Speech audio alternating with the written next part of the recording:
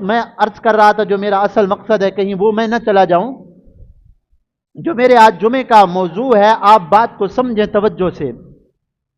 حضرت ابن عباس نے بڑا علم حاصل کیا صحابہ اکرام کے بعد، اور حضرت عمر کا جب دور خلافت آیا تو حضرت ابن عباس کی ایک بڑی شان تھی. بڑے بڑے صحابہ اکرام کے ساتھ جو علمی مشاورت ہوا کرتی تھی، حضرت عمر رضی اللہ عنہ ان سے علمی گفتگو فرماتے.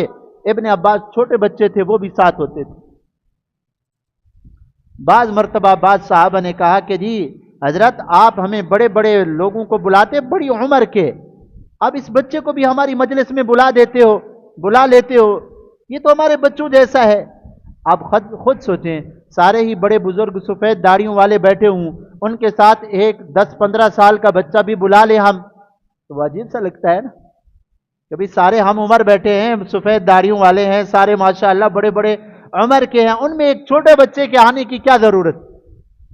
تو حضرت عمر رضی اللہ تعالی عنہ نے ان سے کہا کہ بھائی میں ان کے علم کی وجہ سے ان کی قدر کرتا ہوں.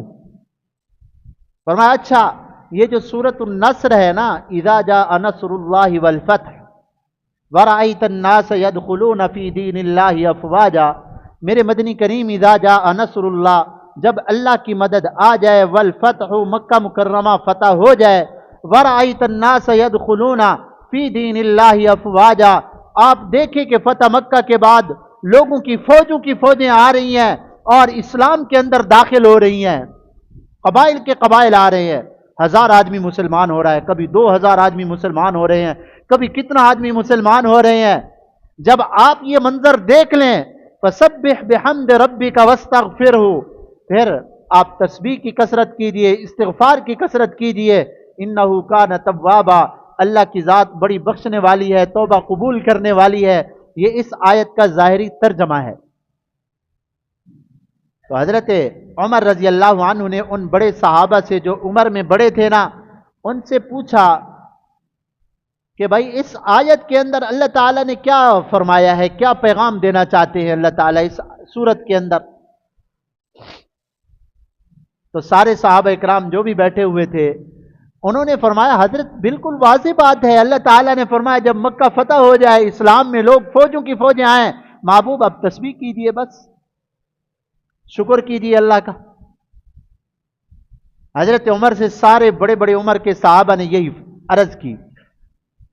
حضرت عمر رضی اللہ تعالی عنہ نے حضرت ابن عباس سے فرمایا ابن عباس تم بھی یہی کہتے ہو کہ اس صورت کے اندر یہی پیغام ہے کہ جب مکہ فتح ہو جائے تو پھر تسبیح اور استغفار کی کثرت کیجئے، یہ پیغام ہے کہ اس صورت کے اندر. حضرت ابن عباس نے عرض کیا حضرت یہ پیغام نہیں ہے اس صورت کے اندر، آپ کیا کہنا چاہتے ہیں؟ حضرت عمر نے فرمایا، تو حضرت ابن عباس نے فرمایا کہ حضرت اس صورت کے اندر آپ صلی اللہ علیہ وسلم کو وفات کی خبر دی گئی ہے. آپ صلی اللہ علیہ وسلم کو خبر دی گئی ہے میرے مدنی کریم آپ کی وفات کا وقت قریب ہو چکا ہے. کیوں؟ پیغمبر کے آنے کا مقصد دنیا میں یہ ہوتا ہے اللہ کے دین کو غالب کر دیں، یہ مقصد ہوتا ہے نا، دین کا پیغام کامل کر کے جائیں اور دین کو غالب کر کے جائیں.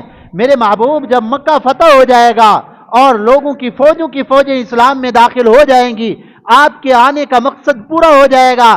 اب آپ اللہ کی طرف جانے کی تیاری کیجئے، فسبح بحمد ربک واستغفرہ انہ کان توابا. اب اللہ کی طرف زیادہ متوجہ ہو جائیے، تسبیح بھی کیجئے، استغفار بھی کیجئے. اس آیت کے اندر آپ صلی اللہ علیہ وسلم کی وفات کا ذکر ہے. حضرت عمر نے فرمایا واہ واہ، میں بھی یہی سمجھا ہوں. تو ان صحابہ سے فرمایا کہ بھائی میں اس بچے کو جو علمی مجلس کے اندر تمہارے ساتھ میں بٹھاتا ہوں نا، صرف اس وجہ سے کہ یہ مفسر قرآن ہے، قرآن کے تفاسیر کو بہت سمجھتے ہیں، اور صحابہ میں سب سے بڑے مفسر قرآن حضرت عبداللہ بن عباس رضی اللہ عنہ تھے، اور سب سے قرآن کی پہلی تفسیر بھی حضرت عبداللہ بن عباس رضی اللہ عنہ نے کی ہے. تو بہرحال میرا جو اصل موضوع ہے وہ میں اس طرف آ رہا ہوں.